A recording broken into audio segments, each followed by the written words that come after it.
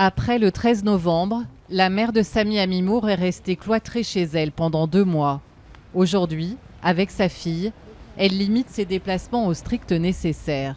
Sortir est devenu un moment redouté. On n'a pas envie et puis on n'a pas envie de croiser les gens. Et d'être confronté aux gens. De confronter leurs regards, d'avoir à expliquer.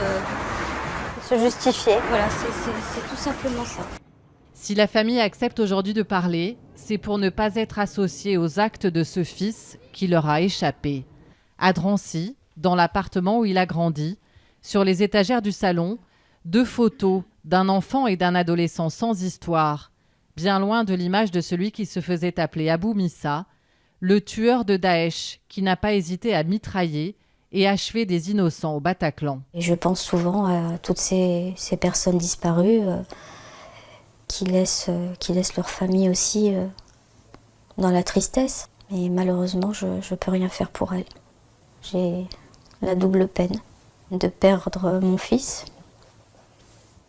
et puis de supporter aussi la douleur des autres.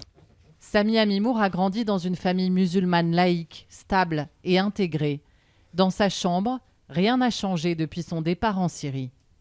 Sa mère l'a vu se radicaliser petit à petit. Moi, je me suis complètement sentie impuissante et j'avais l'impression qu'il n'y avait vraiment rien à faire en fait.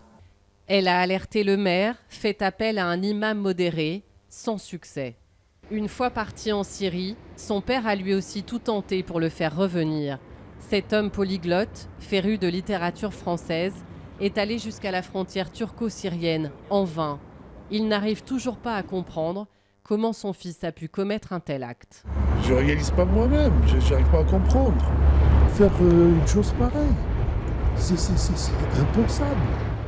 Sami Amimour a été enterré dans une tombe anonyme en région parisienne. En Syrie, vit toujours sa compagne et leur petite fille, née 3 semaines après les attentats.